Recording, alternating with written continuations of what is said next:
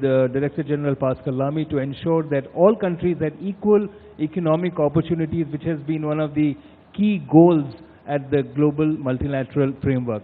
Let me bring in Frank-Jürgen Richter, who has another platform, a global platform, where he brings business leaders, political leaders to exchange views on what are the best ways forward to ensure that investment and entrepreneurship can also lead to these goals.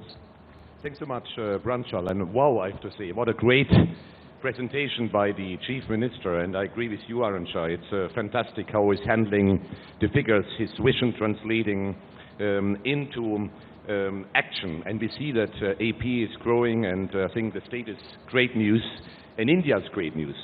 But I share with you, Arantxa, the bad news. What we've seen the last few days is a lot of finger pointing. We all say that our country, our region and ourselves should be great again. But we're missing out the linkage, the multilateral thinking. We're missing out the dialogue. And I'm very concerned, and maybe you share this concern with me on this panel. I'm very concerned about this year 2017. We might read bad news every day. We read about terrorism. We read about the rise of populism, not only in the US, but also in Europe. We have elections coming up, and the result is very uncertain. India is a good news, and I believe that India is now the engine of globalization. India is still not a very globalized country when you look into the trade volume, but India is catching up quickly. I believe, and I strongly believe, that India could go into double-digit growth very soon, and Indian companies will engage with the world and trade with the world. So I think we need more of India, and we need more of the UN. We need to strengthen our international organizations, and we have to stop the finger pointing, because if we point fingers, it's basically a zero-sum game. It's a tit-for-tat. And we should give up this Machiavellian mindset, and we should maybe move more into Indian philosophy, which is very much about sharing, which leads us, of course, to the Sustainable Development Goals, saying sharing can help us to increase the level of everybody. Thank you so much. I'm going to come to Chris and Ramesh later, because they are the practitioners and the entrepreneurs, but let me bring in Geoffrey Clements, who's the chairman of the Commonwealth Association for Infrastructure. Geoffrey, in your view, you work very, very closely with the Commonwealth Association. You've seen how the developing countries and developed countries are trying to work together on these agendas. What is the vision you see? There is a target of 2030 to achieve these goals. Is industry aligned to the cause? Thank you very much. And first of all, I'd like to thank you, Mr. Chairman, and thank the organisers, CII and the Andhra Pradesh government, for this fantastic opportunity. And the wonderful presentation by the Chief Minister just now is an amazing springboard for this session on sustainable development. I'm very happy to be here, particularly today, because this year is the 40th anniversary of my first visit to India. And so I've had the amazing opportunity of seeing how India has progressed since 1977, which was my first visit here. And my reflections on this are that, yes, India is in a position to achieve these goals. And what I'd like to focus on is the unique capacity that India has above any other nation. And when I say India, then Andhra Pradesh has that in superlatives. There are actually now four factors, having heard Dr. Naushad Forbes' presentation this morning. The very large GDP. India is now ranked 5 in global GDP in nominal value and number 3 in PPP value. And this is remarkable if you look at the trajectory since the early 1990s. It has the rapid growth of over 7%, and it has the demographic advantage. But Dr. Forbes pointed out this morning a quite remarkable fact, which was, if you look back to the beginning of the economic revolution in India in the early 1990s, then countries like India and China had closed economies, whereas the European Union, North America, NAFTA was all going towards open trade. We now see the reverse of that, where we see India and China and other emerging economies expanding and becoming more open, and we have North America and Europe, and particularly with Britain at the moment, becoming more and more restricted. And that, paradoxically perhaps, gives India an even greater opportunity to develop. But those opportunities have to be grasped, and it's the human development. And I was so pleased to hear Chief Minister say, human development, the happiness index. Those are the factors that are really going to make India thrive in a continuous way in the future. Thank you. I think that's a very important point of protectionism. While globally, in the last few decades, we've seen global economic leaders asking for more and more market access and open borders and trade. Today, those days the developing countries were very hesitant about opening the borders. Today, in some ways, we are in an opposite situation. I'm sure Arancha will add to that later, where the developing economies are open and the developed economies are closing their borders and raising barriers for trade and investment.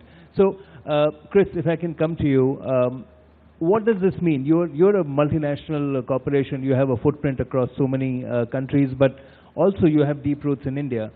How does sustainability and equality impact your company? Is your company being influenced by these thoughts in your action as well? The company continues to look at anything that we do has to be done sustainably. So that's, I think, the core to what the Dow Chemical Company is all about. So any investments in India, whether it is, whether it's in chemicals or coatings, so we're looking at, it would be all about how do we do it sustainably, how do we protect our resources. It's not only just about the resources, but also the neighborhoods that we work with, how closely we work with them, engage with them, how do we bring them as part of what we are doing. So that's something that's definitely core to what our company believes in. Thank you. Ramesh, if I'd like to invite you to share your thoughts. We're talking about clean energy, which is one of the goals of the Sustainable Development Agenda. That's right. What is fascinating is that your industry didn't exist in India just a few years ago, and today it's seen as such a vibrant industry, and you represent that. Yeah, no, we've been around for the last 20 or 25 years. Actually, India took the lead in renewable energy in the 90s. Then it slowed down, and now it's picked up again. And that's mainly because we do not have fossil fuels. We have to import almost everything. But the important thing about the Sustainable Development Goals is that it embraces the need for economic development that leaves no one behind and gives everyone a fair chance of leading a decent life. So I'll concentrate on the 7th goal, which is, acknowledges the importance of affordable, reliable, sustainable, and modern energy for all. And that's where renewable energy comes in.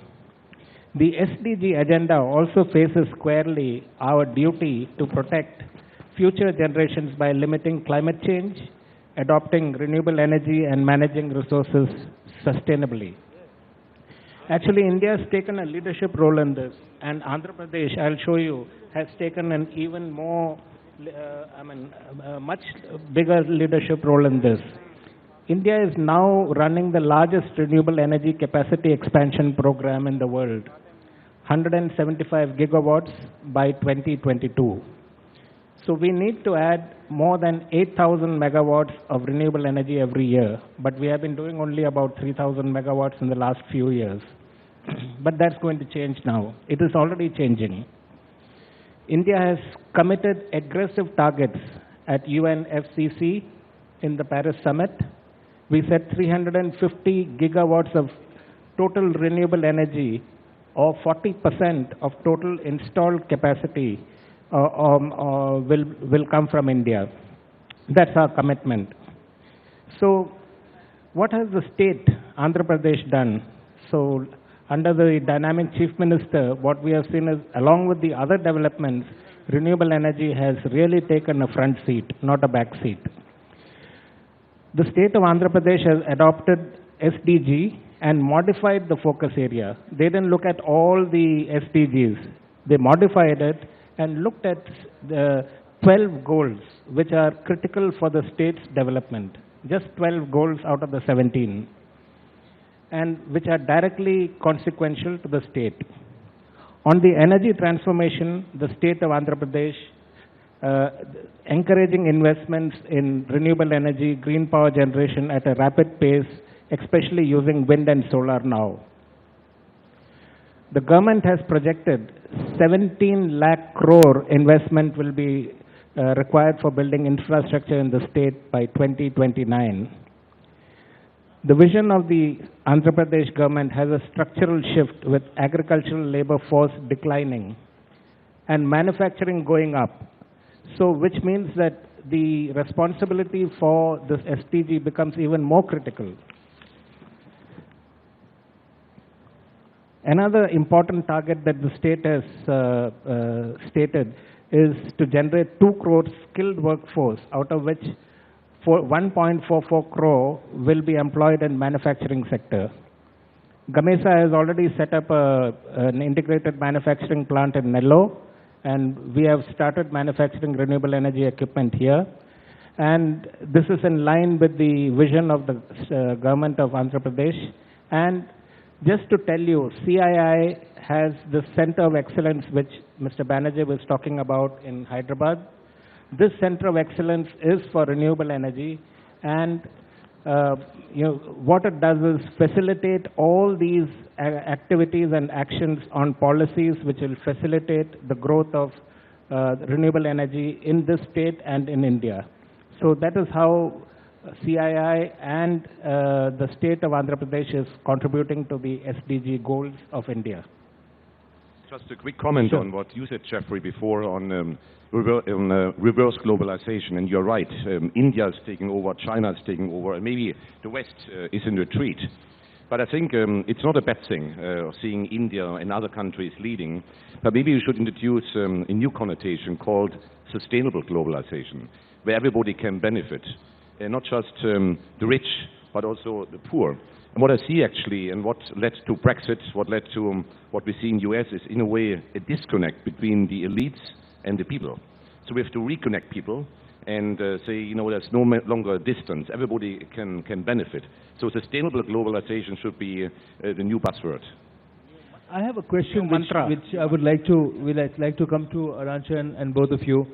The Business and Sustainable Development Commission has done a study, and it was released earlier in Davos, and 3 of us were there in Davos earlier in the month, including Chief Minister, who made an excellent presentation to global investors, that if the industry invests about $3 to $4 trillion, and industry and the government invest $3 to $4 trillion in some of the sustainable development goals, the opportunity for everybody could be over $12 trillion. Now that's a fantastic figure, and in some ways a very simple equation which tells people that there is a business opportunity in the SDG agenda. My question to you, Arantxa, and to all our panelists, and I'm going to ask you all to answer the same question, is: are the partnerships between industry and government strong enough to enable this? Because issues like transfer of technology, collaboration, joint innovation, there are still challenges on that front. So my clear answer is yes, you can do good and do business at the same time. Doing good and doing business need not be contradictory. You can marry the two. But for that to happen, in my view, the most important element is that this doing good, which is basically being convinced that through business you can help lift people out of poverty through the economic growth that you generate, through the competitiveness that you put in the economies, requires that this be part of the core strategy of the company. It's not a department in a company to do good. It's a company that puts doing good at the heart of doing business. And if this happens, and I see this all over the world, by the way, not just in the north, more and more I see this in the south, then in my view we are in for a successful recipe, and those businesses will grow faster and will grow bigger than those that don't embrace this sustainability and inclusiveness dimension in their business model. Thank you. Jeffrey? Yeah, no, this is a crucial question. If we look back to 1990, 1991, most, if not all, Western commentators said that India would not be able to develop because it didn't have the resources, there was no cash, the infrastructure was poor. But how has India reached how it is today in 2017 compared to how it was in 1991 by innovating and creating completely new ways of doing things. The road infrastructure was poor. Telecommunications were very bad. So how do you overcome that? You leapfrog the existing infrastructure. The proliferation of airlines at reasonable cost traveling across the country, the fact that mobile technology, including data, which is very important, has completely superseded the landline structure, and a number of other factors, global connectivity, a number of other factors where India has said, actually, we don't mind what the situation was before, we will innovate best practice. And I think the Chief Minister's presentation this afternoon was filled with example after example of this.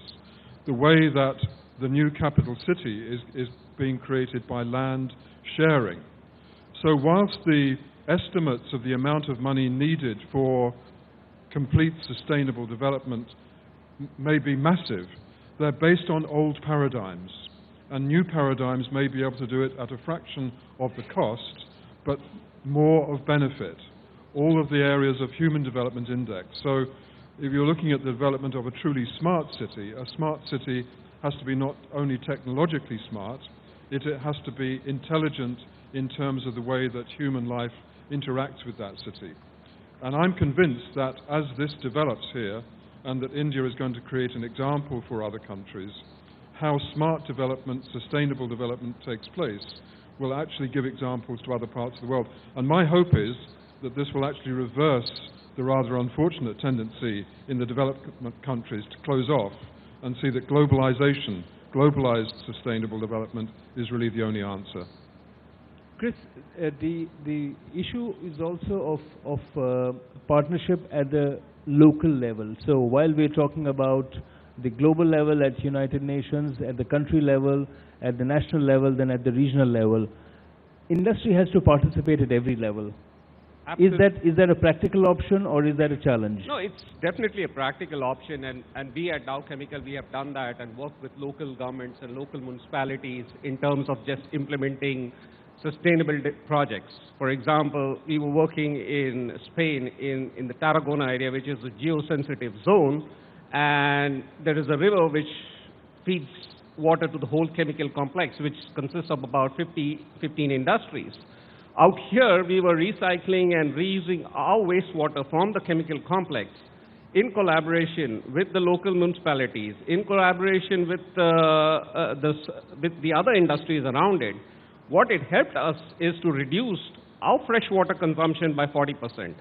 Now that's a big saving for any city.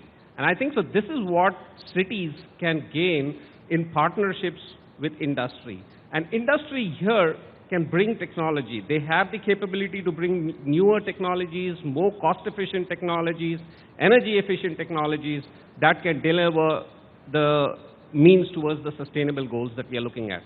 Thank you. We have a few minutes left, but I'll come to you to ask you how should countries and how should regions prioritize, because the goals are so many, the objectives are more than 300, the targets 169 if you look at the overall framework. What are the parameters that we should use to prioritize what is important for regional areas like Andhra Pradesh? Sometimes being late into a particular field or sector could be advantageous. And we are seeing that in India, sector after sector, whether it was telecommunications, from the landline we graduated to the mobile telephony and smartphones like no other country in the world. And that has changed the face of how we communicate within India. The same thing I'm expecting in electricity, and we are seeing that happen, that our priorities are that, after this new government has come, they have said that we need 175 gigawatts of renewable energy, period. The reason being, we do not have oil and we do not have gas of that high caliber. We need to import. So energy security was one of the primary concerns. This has led to an innovation where we are able to, use the latest technology to bypass the old technology and get to areas like distributed generation, which the rest of the world is only talking about today. This has become a reality in many villages now, and that is where our innovation has come. Especially now you talk of Andhra Pradesh. I was telling you that Andhra Pradesh has taken the leadership in promoting renewable energy. It doesn't require all this amount of renewable energy for the state. But what they are thinking of is that if we do not need renewable energy, we'll export the electricity. Because like coal, limestone, or iron ore, it's a natural resource. If you don't use it, it will just flow to the other state. So why not convert it into electricity and then send it to the other states? So this is where the innovation is coming in. Aranja, for the same question to you, do you think that we have done enough on that front, as he said? I think the key is to do exactly what Andhra Pradesh has done. You have to have a dialogue and apply this big framework with the 17 goals and this myriad of indicators to your local realities. How do you prioritize? What should be the parameters? So the prioritization has to happen depending on the specificities of I would say, the local, not even the national.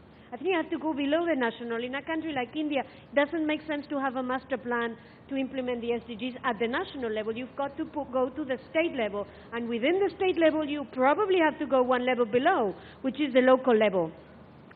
The SDGs are your toolbox. This box has different tools in it.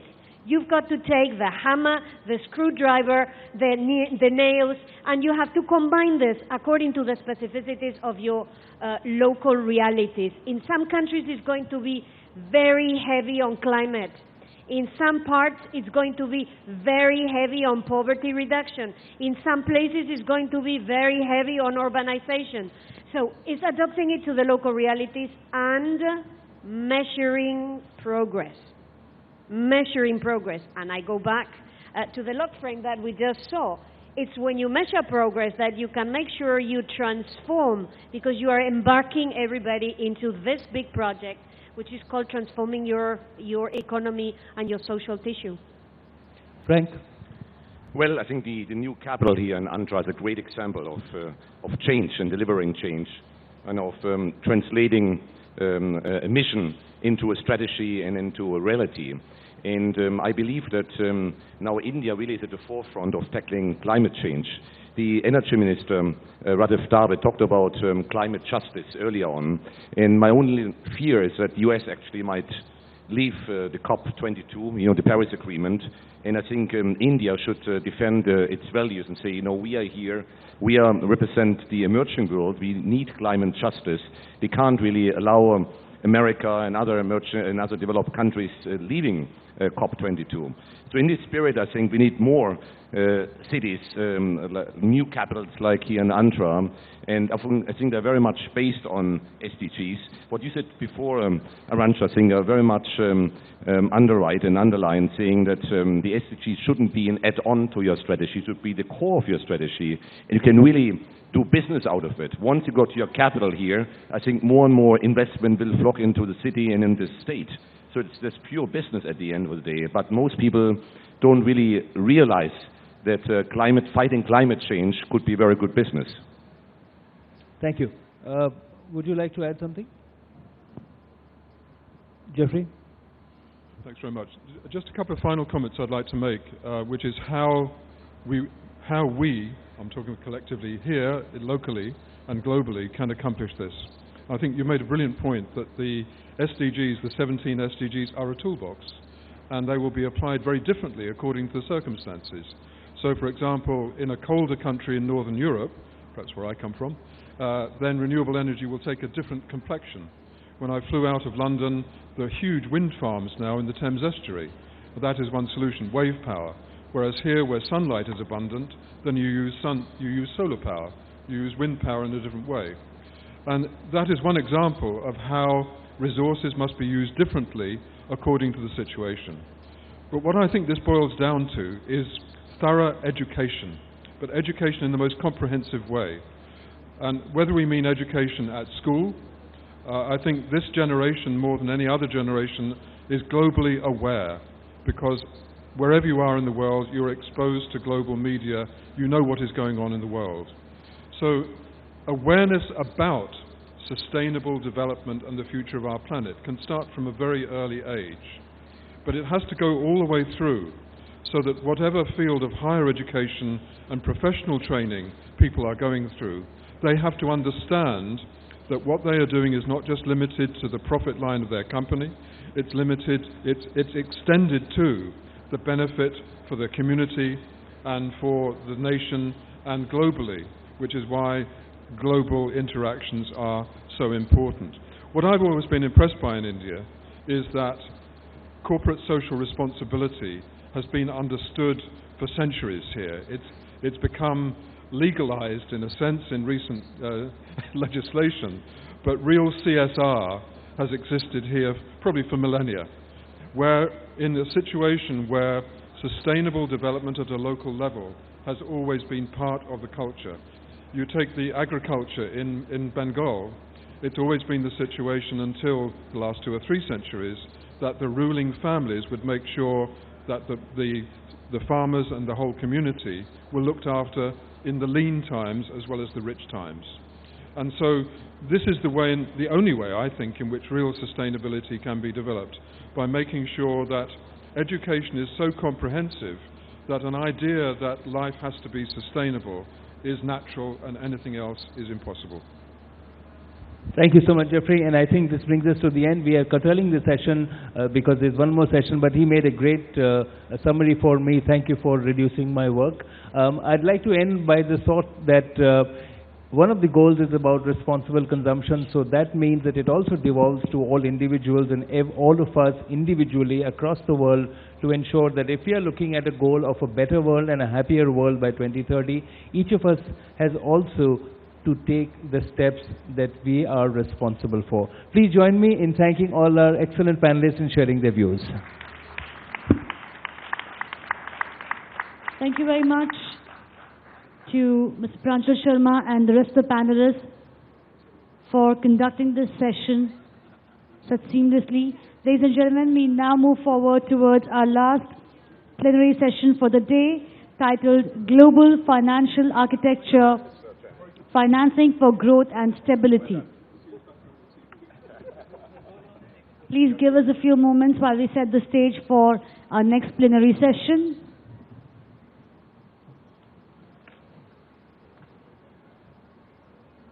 Once again, thanking all the dignitaries of the previous session. Thanking for sharing your expertise and knowledge with all of us. The next session, ladies and gentlemen, like I just mentioned, focuses on global financial architecture, financing for growth and stability. The global financial system has still not fully recovered from the 2008 financial crisis.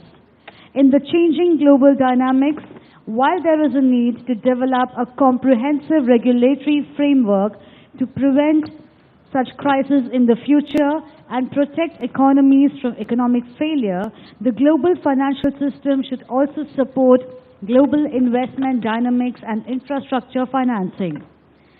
A few questions that we intend to ponder upon. How is the global financial system equipped to handle crisis and spur growth? What are the dynamics shaping the global financial system in the 21st century? And how are multilateral banks supporting financing the world growth?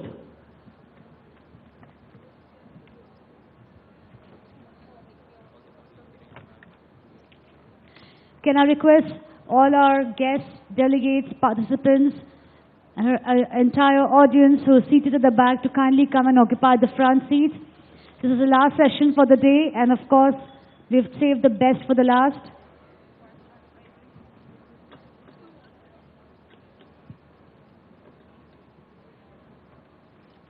Ladies and gentlemen, I take the pleasure of inviting on stage Mr. Nimesh Kampani, Chairman, CII National Committee on Financial Markets and Chairman, JM Financial Group, Mr. Subir Gokaran, Executive Director, International Monetary Fund, USA, Mr. S.V. Muralidhar Rao, Executive Director, Securities and Exchange Board of India, Mr. P.V. Ramesh, Chairman and Managing Director, Rural Electrification Corporation Limited, Mr. Nirvikar Jain, Chief Representative, India Office, First Gulf Bank. I'd now like to hand over the session to Mr. Nimesh Kampani, requesting him to moderate and take the session forward.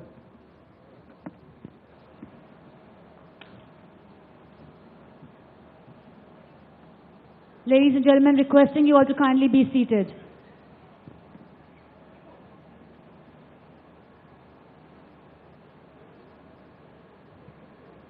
Good evening, everybody. I know it's very late for all of you, so we'll little bit cut down the session and try and complete as soon as possible. So, let me first of all welcome the delegates and the panelists who are all here. I would like to welcome all of you, but I would say that this session is on a global financial architecture, financing for growth and stability. It's a lot of macro issues in this to be covered. And before I little bit introduce the subject, let me first introduce the speakers and the panelists who are there with us. Dr. Subir Gokan. Mr. Gokan was the Deputy Governor of RBI and is currently the Executive Director of International Monetary Fund looking after Bangladesh, Bhutan, India and Sri Lanka. Then we have Mr. S.P. Muralidhar Rao.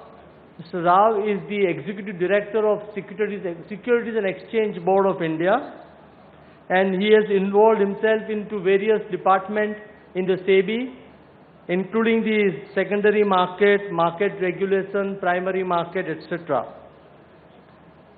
Then we have Mr. P.V. Ramesh, Dr. P.V. Ramesh. He is an IAS official and he is from Andhra Pradesh cadre. At present, he has been the CMD of Rural Electrification Corporation Limited. And Mr. Nirvikar Jain, Chief Representative, India Office of First Gulf Bank, is a seasoned banker for last 21 years. With this, I would say that we will tell the panel members to speak for about 4 to 5 minutes, and then we'll have a little interactive session, and we'll try and complete this in about half an hour time. So let me say that this is the question which is running our mind is on the how the global financial system equipped to handle crisis and spur growth.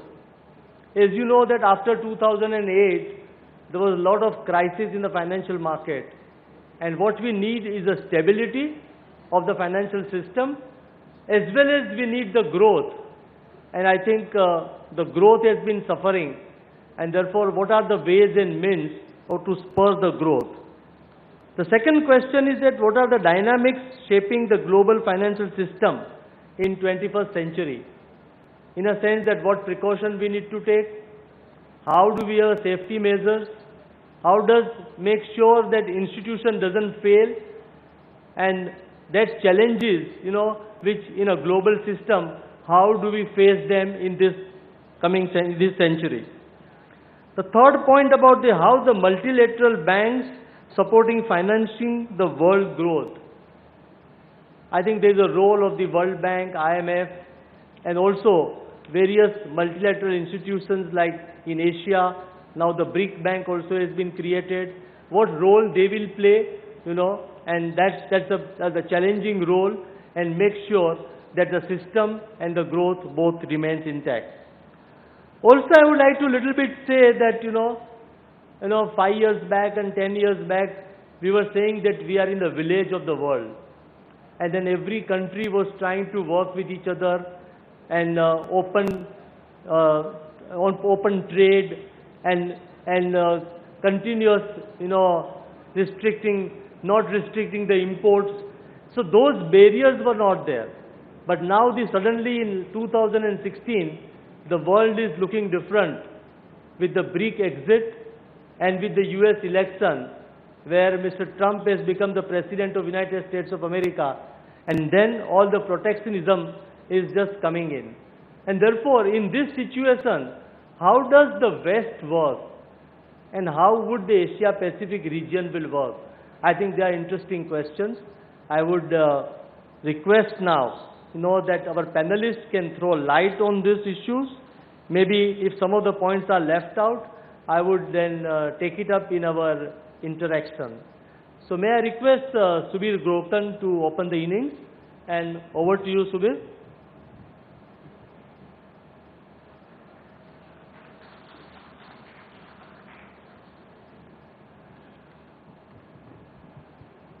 Thank you, Mr. Kampani, and let me thank the organizers for inviting me to share my thoughts in this session. I will focus on the safety net aspect of it, the stability aspect of this topic.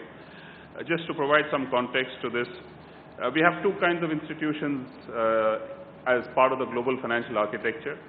There is the development-oriented component, which are represented by the World Bank, the Asian Development Bank, the African Development Bank, the Inter-American Development Bank, and so on, all of which are essentially focused on providing resources for investment in development activities, whether it's infrastructure or education or healthcare, things like that.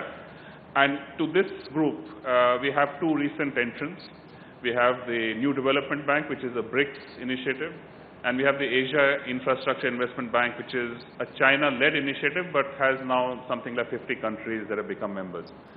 The stability part has three components, and I want to focus on that because the organization I work for, the International Monetary Fund, is actually a central element in this part of the global financial architecture. So let me define a safety net. What does a safety net mean? A safety net is a set of instruments, a set of institutions that have the capacity, both in terms of resources and in terms of knowledge, that help to maintain global economic stability. And global economic stability in turn consists of all of its components, all of the member countries having some level of macroeconomic stability internally. Now, the IMF, when it was set up in 1946, basically focused on helping countries manage their external exposures or balance of payments. And it lent money to countries which had difficulty managing their balance of payments. But over the years, we've actually seen the global financial safety net evolve on the basis of three components. And when you look at it, it's very logical. If you think of safety nets for individuals, they're also the same, composed of the same three elements. There is self-insurance, your capacity to deal with your own problems. And this is represented by the foreign exchange reserves that countries accumulate. Globally, reserves now amount to roughly $11.2 trillion. This is a large number, it's pretty significant. But when you look at the distribution across the world, you know that some countries have a dominant share of these reserves. And so each country has different capacities within itself to protect itself against external shocks and turbulence. The second component, the second tier, is what are called regional financial agreements or regional financial arrangements. There are a number of these globally. India itself is a member of two. One is called the SAARC arrangement, which is a relatively small one, around $2 billion or so. And the other is called, recently set up, the BRICS CRA, or Contingent Reserve Arrangement, which basically allows BRICS countries to lend reserves to each other in times of need. That is larger, reflecting the size of these economies. But the total sum, the total capacity of these regional financial arrangements is estimated to be roughly $1.2 trillion. So much smaller than the total reserves, but reflecting multilateral action to address individual country problems. And the IMF, which is the global component of the safety net based on membership, based on contributions by individual members, has aggregate capacity to lend of roughly about $900 billion. So it's the smallest of the components, but it is a very important part of it. So roughly 84% represented by reserves, about 9% by RFAs, regional financial arrangements, and 7% by the IMF. As a percentage of global GDP, this number is about 15%. So 15% of global GDP is placed as capacity to contribute to financial stability. Now, what does this mean, having 3 tiers? Each level has its pros and cons, and the best way to see this is that these are not substitutes for each other. These are not alternatives. They must be seen as complements. Self-insurance obviously is very easy to justify. Look, I don't want to put myself in somebody else's hands when I'm in trouble. I must have the capacity to defend myself. You would say the same thing if you bought a house. I'm not going to rely on an outside force to protect my house. I'm going to put in some investments to provide security. Okay, there's only so much you can do. Then what do? I look at neighborhoods. Who's around me? Can we collectively work to provide security for each other? That's the regional financial arrangement. Quick action, understanding between countries, but temporary. Look, it can only give you so much time. The global framework, represented by the IMF, is the last level, and it really reflects going to a much larger community, but also, in turn, subjecting yourself to the kinds of conditions and requirements that this larger framework will impose on you. So, when you look at what the RFAs do, they also subject the members eventually to conditions imposed by the IMF, because that's the only way to get things, well, the only way meaning that is the way to get things into sustainability. Temporary solutions give you breathing room, but do not provide the kind of basis for long-term solutions or long-term treatment of underlying problems. So when we look at these three, there are pros and cons. Self-insurance is very convenient, very quick, but it's expensive. Finding your own solutions is always expensive relative to collective solutions. Regional financial agreements give you more capacity, allow countries to pool their risks, but at the same time do not offer long-term solutions, because you cannot impose on a country to do things that it doesn't want to do. And finally, the global system, low capacity in terms of resources, but very significant in terms of the ability to use knowledge, understanding, experience of other country experiences or other country episodes to actually provide, hopefully, both feasible and effective solutions to solving the underlying problems.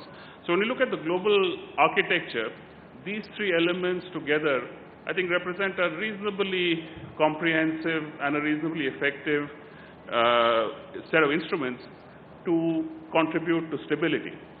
Now, in the context that Mr. Kampani laid out, a number of different risks that are materializing, is this enough? I think that's a question which we certainly don't have an answer to. Is 15% of global GDP enough of a buffer? I don't know if we can provide an answer to that. What I can say is that in recent episodes of global turbulence, whether we're talking about the 90s, whether we're talking about particularly about the 2008-2009 crisis, the combination of these factors did prove to be relatively effective in solving what could have been a much more grievous, much more intense problem. And to that extent, I think we have some confidence that between these three sets of resources, that stability is being addressed. It is not something that's been left to chance. So let me stop with that, and perhaps in the second round address in somewhat more, with somewhat more precision, some of the questions that Mr. Kampani raised. Thank you very much. Thank you, Subir. I request Mr. Muralidhar Rao. Let's see the regulator perspective on this.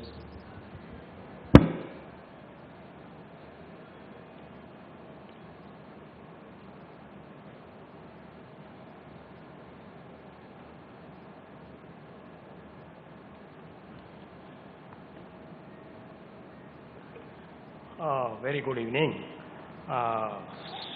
Let me thank the organizers for inviting me and giving me an opportunity to address this august audience. As Mr. Nimesh Kampani has laid down, so I'll be quick in concluding my remarks as per the regulator is concerned. And as you know that SEBI has threefold objectives. That is protecting the interest of investor, then the regulating the securities market, and the development of the securities market. But today in this context, so I can focus on the development of the market. Because I was listening to Honorable Chief Minister, so various things he was saying that as a regulator they will be acting like a facilitator. So I would like to share our thoughts, being in SEBI, how we frame our regulation, and because we have to look at from the angle of three categories, that is issuers, intermediaries, and investors. So then only we can have a vibrant securities market. So first of all, we would like to say that major fund raising through corporate bonds and happening through private placement, because as public corporate debt is yet to develop into a liquid, vibrant market, because this is the Indian financial sector continues to be a bank-dominated system, and the fundraising through public and rights issue is not even 1/10 of funds being borrowed from the banks. So what we have done actually in recent couple of years, we have seen that there are something required for a vibrant corporate bond market, and we have taken up various measures, and so that is also even a regulator point of view at both the regulators, even RBI and SEBI, and added by some announcement in the last budget. So there are some steps have been already taken for the growth of the corporate bond market, which is very essential for our economy. And few say that point with respect to corporate bond. SEBI has a framework where the public issuance debt can be possible in a simplified manner. Even the for investor also, we have simplified and standardized the form, because it's a useful information which he can get through. Then we have an electronic book platform for raising that, so that there is a transparency in raising the bond issuance. Then we have a trade repository.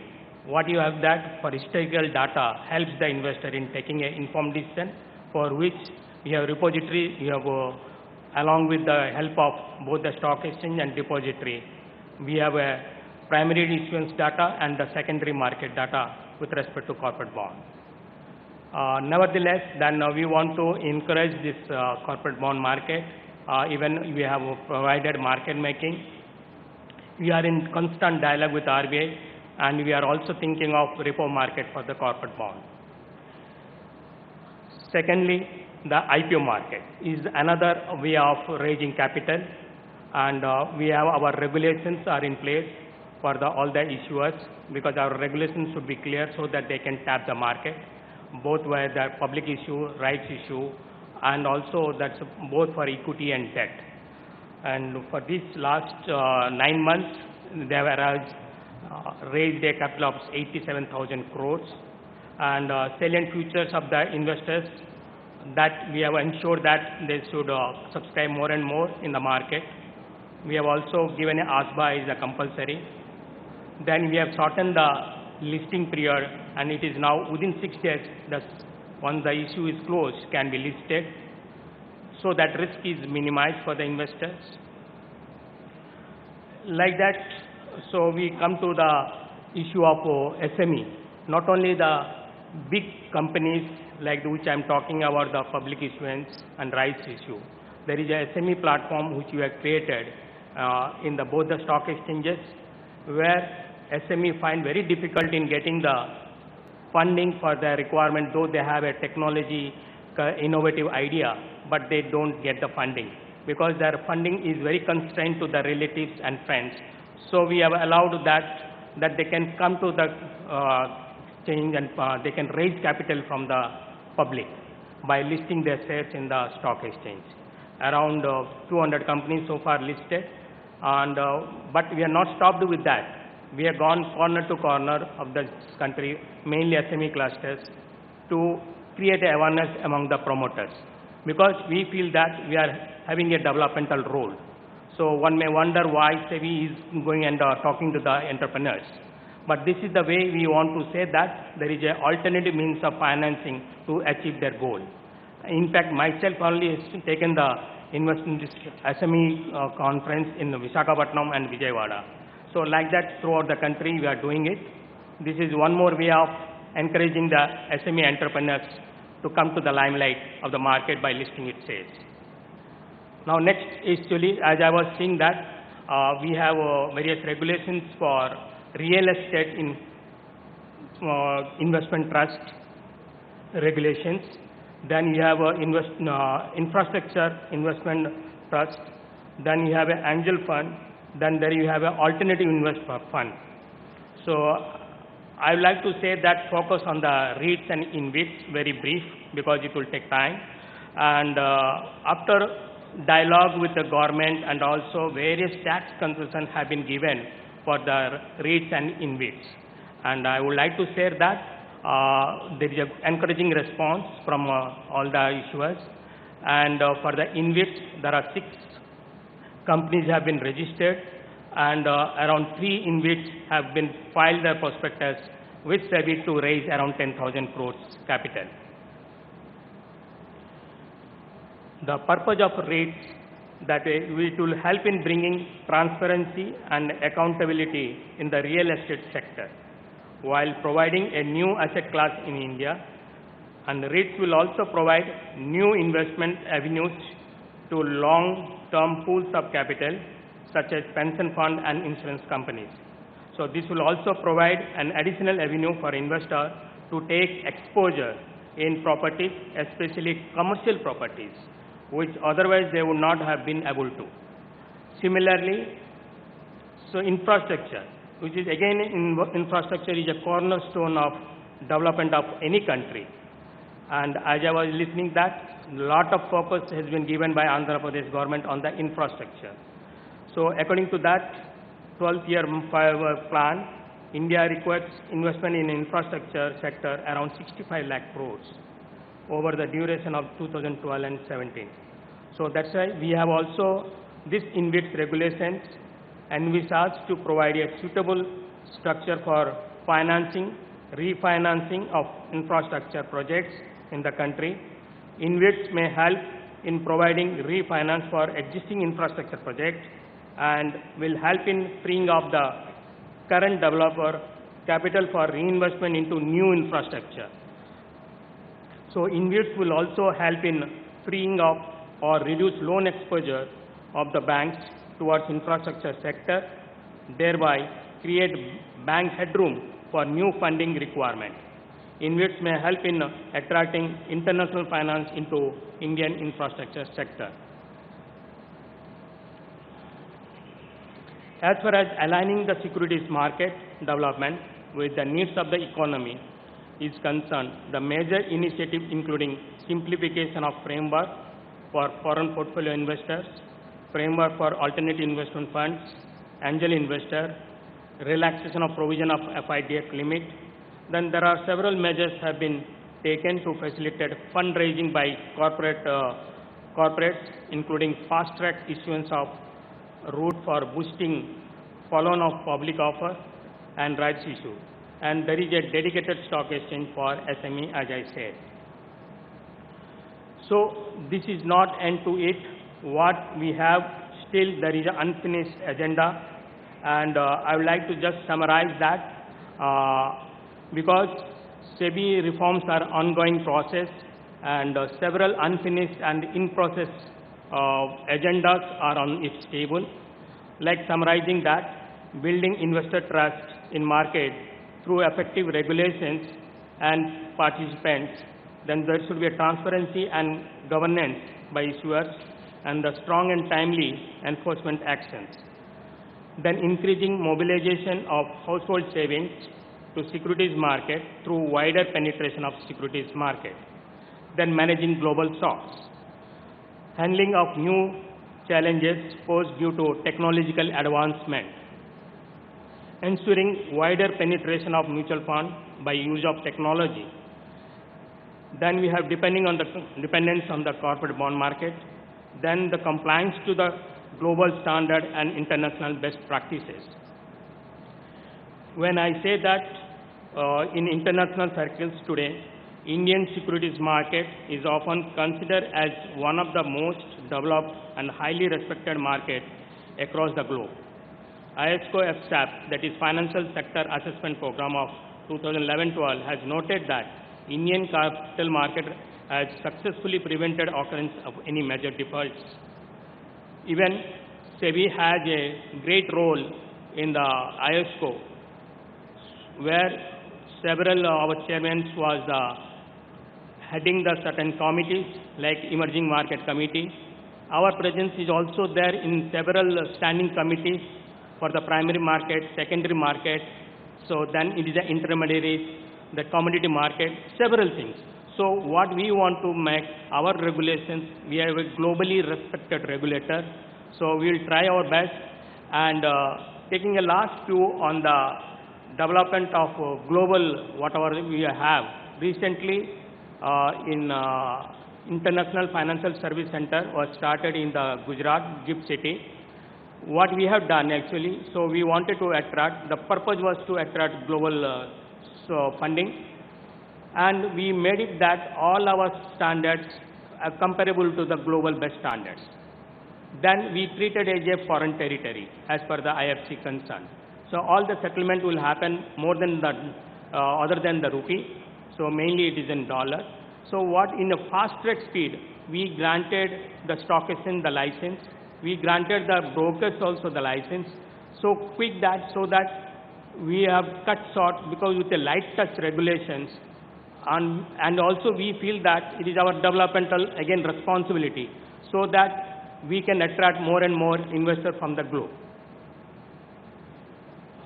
I hope that time doesn't permit me to talk more on that.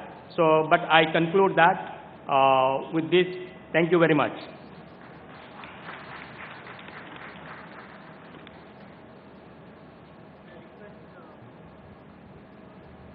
Thank you, Mr. Rao.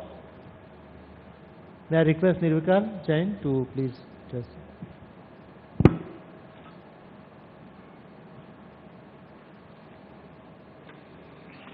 Thank you, Mr. Kampani.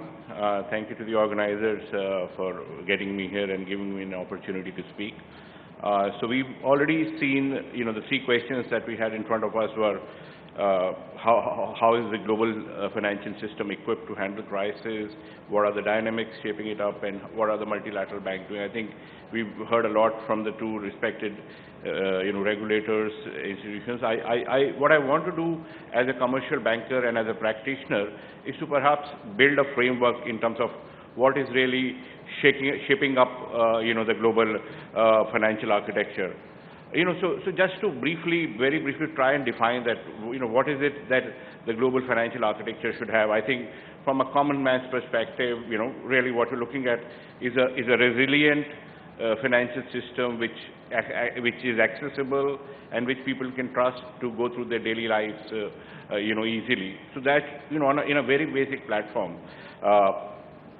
is what they're looking at, and which is the roles perhaps what the commercial banks played for a long time before, probably, until in the last 20, 30 years, they went into complex instruments and situations.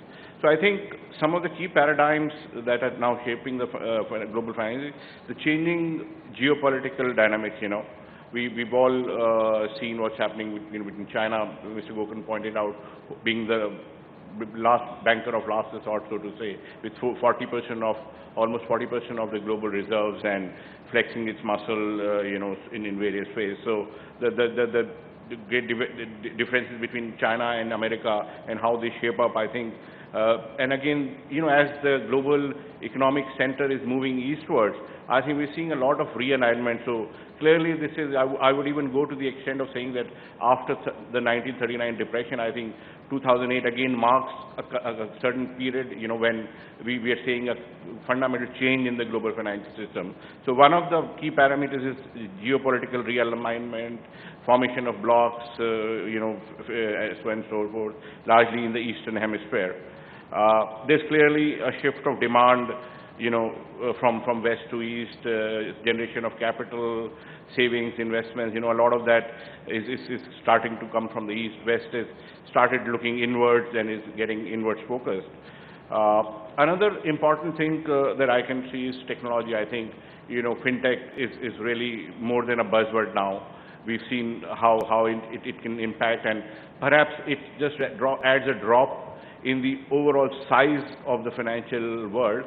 But I think purely if you look at the accessibility or inclusion parameter, I think banks, institutions like Bandhan Bank and Fino and the various payment banks and a whole lot of new startups that are coming up in the microfinancing space, I think they are really going to impact significantly, the quality of life. Fourth, I think, from a risk capital, I think how it's changing is that we are really getting different classes of assets, risk assets, and different institutions that are probably forming afresh to tackle those. So let's say when it comes to social goods, long-term infrastructure, roads, railways, power plants, dams, so on and so forth, airports, that's where perhaps a government involvement, sovereign involvement and funds is really coming in, and that's what we're seeing. We've had World Bank, ADBs and the likes for last so many years, and now in line with the shift from west to east, we have the Asian Infrastructure Investment Fund and BRICS, which is taking the same initiatives in a big way to the, and again to my point that government needs to come to funding social goods, and infrastructure largely is considered a social good. Secondly, we have the banks, the commercial banks, which had gone off a little bit from their original reason there. They probably are the mainstream banks who finance and help transactions in the mainstream, the companies which are operating in operating companies. So on. Third, I think what is really important is the new classes of companies, as Mr. Rao pointed out. AIMs, alternate investment funds, venture funds, equity funds, and the likes. So these are really helping spur innovation, risk from where probability is a risk, fintech. So I think there's so much liquidity flowing around. So I would submit to all of you that there is distinctly a separate class of financial institutions which are more and more becoming a part of the global financial architecture, and you basically matching their risk, reward, time horizon expectations with the kind of funding they have and the overall objective they have. And again, so that's primarily, as I said, global geopolitical realignments, technology, new classes of financial institutions taking up, new alignments. I think these are some of the core things that are reshaping the global financial architecture. As a banker, much has been said about regulation, but I think in terms of regulation, as they say, the famous words that fear and greed, it moves between fear and greed, and of course 2008 marked the high point for greed, and I think now we are clearly possibly in the fear zone. And I would say again, as a practicing banker, that a lot of banks, probably Western institutions, have gone too far to the left to correct the wrongs of the past. So I think which is creating hurdles in many ways, in overall smooth running of these things. And I wouldn't want to name some. I'm sure a lot of us would be aware of some of these issues, but I think so that is probably something which needs to come back. You don't throw the baby out with the bath water. I mean, there's a particular function that these institutions are supposed to do, and if you strangle them with so much of regulation, and I think to that extent, Indian regulators have done a great job in balancing these two requirements, managing risk and yet not strangulating the system so that, they squeeze it out of lifeblood. So really, I think those are the few points. I'm conscious of time. I think that's all that I have to say. Thank you so much. Thank you, Nirvika. Now may I request Mr. Ramesh to...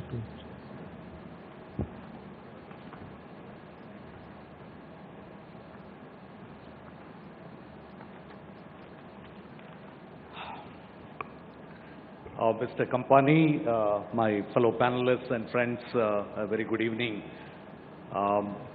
Being the last speaker is an unenviable position, and also particularly on a topic of this nature on which I am no expert. So I'll be very brief, and I will touch upon some of those issues which I believe are important. I mean, one, of course, you've been through a whole lot of important presentations today. And what I will basically try to attempt is look at the macro picture and connect it back to where we belong, that is India, Andhra Pradesh. And looking at the 2008 financial crisis that effectively rocked the world and certainly the West, where I was living through and watched at close quarters, really called into question all that was assumed from 91 to 2008, that there was a new paradigm in the international financial management system. There was a new political paradigm in liberal democracies, the open markets, the free trade, and the rise of China. All this was taken for granted, and deregulation and relaxation of the markets. So the whole slew of things that were taken as the new paradigm in the global financial management were really called into question. And just as we perhaps thought that we navigated the system, now we are posed, the world is, perhaps you agree with me, is facing a new set of challenges. There is, you have a very curious, interesting times in which the Chinese president talks about free trade, and whereas the bastion of free trade now wants to abolish all multilateral trade agreements. And you have the Britain wants to leave the EU, and there are several other EU countries which seem to have similar thoughts. So we really are in an uncharted territory. I mean, we look at the human history, of course, the time is too short. I mean, if you look at the history from 1914 to 1991, we lived through a particular set of ideologies. There was the communism, the capitalism, the 91 to 2008 and 2008 to now. So we really are entering a new phase, maybe the real 21st century, and what was the continuum from 20th century perhaps is now ended, and now you have this hyper-nationalism and a demand for a much greater demand from those who feel that they have been marginalized or those who have been negatively affected by the globalization process. So we have a very interesting time. So where does this take us in this limited context? I mean, bringing back to India, my own, I'll briefly touch upon, contextualize where we go. I mean, broadly, there is a general consensus, and it's been mentioned several times during the course of the day, that India would continue to be a fast-growing country, certainly among the top 10 fastest-growing, or perhaps among the top 5 for the next decades to come. So that's a positive thing. And what does this mean to an organization like mine? I manage the Rural Electrification Corporation, though it's called rural. We really are a total power sector services organization. We finance and then develop. So one of the major planks to build resilience at the macro level is really to invest in infrastructure and to find the resources that are required for infrastructure. That is what the Government of India intends to do, and that's what we propose to do, is basically to create about 175 gigawatts of clean green energy in the next 5 years, another 75 gigawatts of the traditional conventional power in the next 5 years. So by 2022, I mean, we have one of the low demands as far as the power is concerned.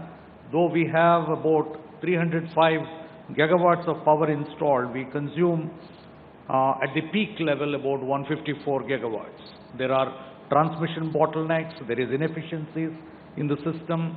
So what I basically wanted to say is a huge investment is required in this country in infrastructure, and the power sector alone would require, especially if one looks at the generation to the last mile. And then our big push at the moment is really electrifying the last 6,000 villages that remain unelectrified in this country, and extending power to nearly 5.5 crore households that do not have access to power. So this is the challenge that we are taking up. Why is this important, and how does it relate to the international financial architecture or the crisis? Is really, this is building resilience, number one. Number two is ensuring that the growth is sustainable and is insulated from the upheavals of the global financial crisis or the trends that are likely to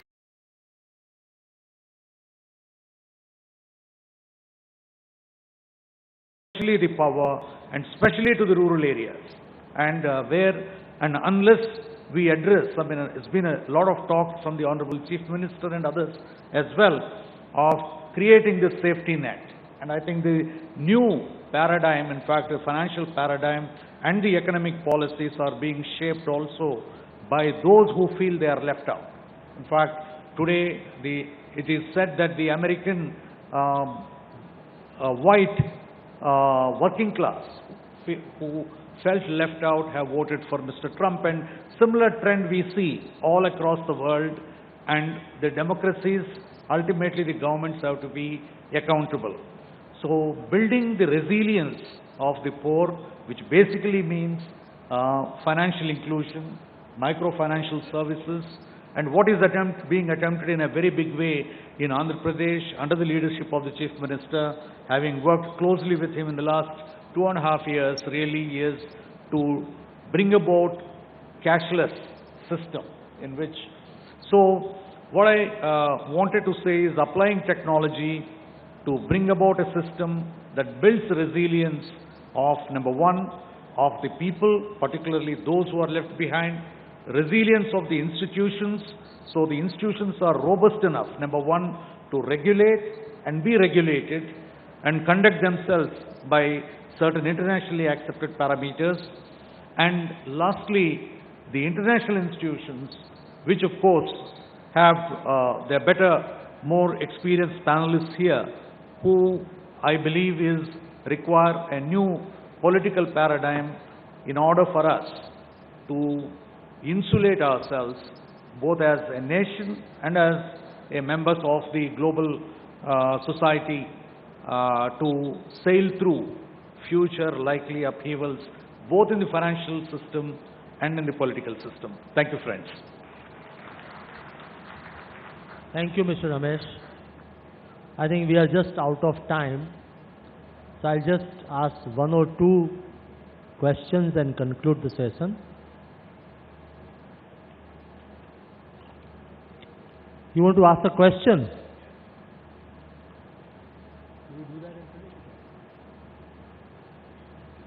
Do you have a mic?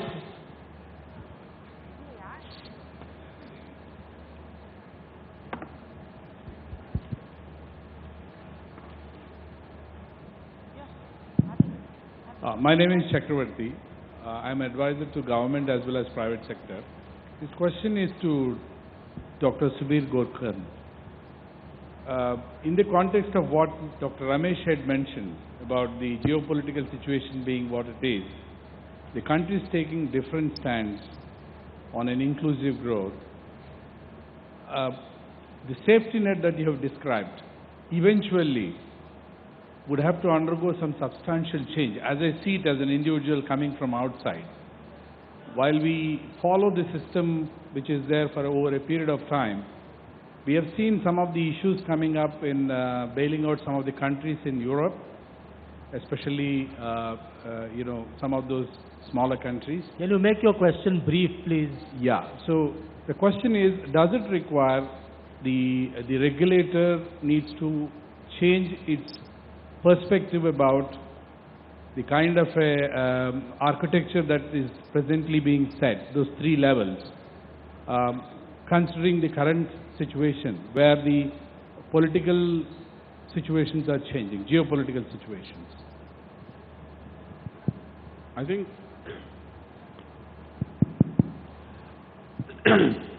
think the basic building blocks of the architecture are robust. They remain relevant in any global risk scenario. What may change and what may require thinking is the relative importance of the different elements and how closely and how well they work together. So new thinking certainly has to take into account possible new risks, but new risks are unprecedented. As many people are saying, we're entering, and all of us sort of implied that we're entering a period when history does not necessarily provide, any guidance, any sort of predictive power, predictive capacity. And so we don't know what the new system is going to look like, the new environment is going to look like. We cannot therefore design a safety net that will accommodate every possible outcome. So I think the important thing here is firstly to understand what each element is bringing to the table, how effective will it be in different risk scenarios, and basically think in terms of bringing them together in a way which minimizes the risk of a meltdown. You mentioned the European, the use of the global safety net in the European context for the first time. And I think there the importance of the global component working with the regional component, the RFA in Europe is very large. The ability to work together, what each one brought to the table, whether it was the framework, whether it was the resources, whether it was the governance, all of those I think give us some learning in terms of how to bring them together. We won't always succeed. We may have, in hindsight, some things could have been done differently. But I don't think you can challenge this basic framework. Obviously the skew of resources is partly being addressed by the entry of large resource countries, large reserve countries, into an increasing number of RFAs and other arrangements. So I think there's some, stabilization coming from that process as well. Thank you, Subir. Thank you, sir.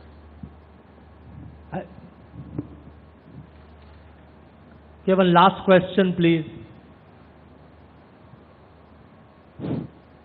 Our Honorable Chief Minister Chandrababu Naidu garu told that previously IAS officers are controllers and regulators. Question is to whom? But now... Your question is to whom? Anybody, sir. Okay. Sir, previously IAS officers are controllers and regulators, but now they are facilitators. Is it a good approach, sir? Okay. Mr. Ramesh, you are the best person to answer this. You've been in Andhra and being a bureaucrat, so you should be able to handle this. No, thank you. I'll be very brief. I think Mr. Chief Minister himself has explained why he felt so.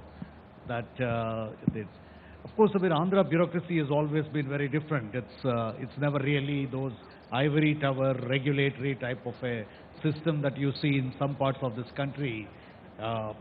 Traditionally, Andhra bureaucracy has been proactive and positive. I think certainly under the leadership of Mr. Chandrababu Naidu, it has become a lot more proactive, a lot more participatory, and otherwise, this sort of a partnership building would not be possible. So I think there has been a big paradigm shift, and that perhaps is what he meant when he said. Thank you, Mr. Ramesh. Now, I would like to just make a concluding remarks and close this session. It's already too late. I would say the challenge for India is to actually raise resources, and raising of resources is very critical. We in India have a huge savings interest rates are falling. Under these circumstances, innovative instruments are required to be brought into the market, must get a support of SEBI on this, and SEBI is very proactive, so I'm sure that one can get a support on that, which gives a longer term return to investors so that he can also get his, return against inflation and also gets a reasonable return. Because when the interest rate comes down to maybe say 6% or 5%, most of the investor would be worried. So they would not like to take a risk on equity market. So there can be a mixture of a debt and a part equity or a warrant situation, or create some kind of instrument, and that instrument will help raise resources. We are going to finance 100 cities. It's a long-term project for 20 years and 15 years. How do we find that? One is international financing. Maybe all the funds from abroad who are liquid could fund that. Or we should find the rural, our domestic saving, which is about 30%, that to get into household savings to get finance on that. And that money from bank deposit, could go into this kind of instrument. Another important aspect which was touched upon by Mr. Gokan is on the safety net. But at the same time, the global trade, which is also getting very, very badly affected, which has gone substantial below the global GDP.